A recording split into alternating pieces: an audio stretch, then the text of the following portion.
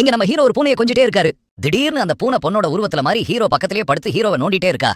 திடீர்னு அவர் கண்ணை முழிச்சு அவ கையை இறுகி பிடிச்சு, யாரு நீ, எப்படி என் ரூம்குள்ள வந்தன்னு கேக்குறாரு. வெளியில பொண்ணு வீட்டை விட்டு வெளியிலையும் அனுப்பிடுறாரு. ஆக்சுவலா அந்த பொண்ணு தான் அவரோட செல்ல பூனை குட்டின்னு தெரியாது. அந்த பொண்ணுமே வெளியிலேயே நின்னுட்டே இருக்கா. திடீர்னு நாயை பார்த்ததும் பயப்படுறா. கொஞ்ச நேரத்துக்கு அப்புறம் ஸ்னோவுக்கு ஆரம்பிக்குது. உடனே ஹீரோ உள்ள இருந்து பாக்குறாரு.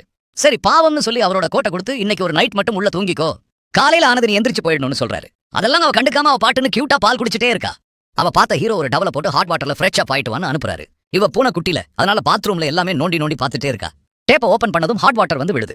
பூனை குட்டிக்கெல்லாம் அந்த சுடுதண்ணி செட் ஆகாதுல்ல, அதனால கத்திடுறா. ஹீரோ போயிட்டு பாக்குறாரு. அவர் மேல ஏறிக்கிறா. இவ என்ன இவ்வளவு க்ளோஸ் ஆயிட்டே போறான்னு ரூம்ல இருந்து வெளியில அனுப்பி நீ ஹால்லயே தூங்குன்னு சொல்றாரு. இப்ப அடுத்த நாள் காட்டுறாங்க. ஹீரோயின் விளையாடுற இடத்துல எல்லாமே போட்டு உடைச்சிட்டே இருக்கா. அவ கியூட்னஸாலே வந்து ஹீரோவால திட்ட கூட முடியல. இவ தனியா வீட்டுல விட்டோம்னா எல்லாத்தையும் உடைச்சிடுவான்னுட்டு அவரோட ஆபீஸுக்கே கூட்டிட்டு போறாரு. இப்ப அசிஸ்டன்ட் கிட்ட பேசிட்டே இருக்கும்போதே ஹீரோயின் அவ தலைமையில கிட்டி ஹேர் பெயிண்ட பார்த்து அதை புடுங்கி விளையாட ட்ரை பண்றா. ஹீரோ வந்து தடுக்காம விளையாடட்டும்னு விட்டுடுறாரு. ஏன்னா அவர் ஏற்கனவே அவ மேல லவ்ல விழுந்துட்டாரு.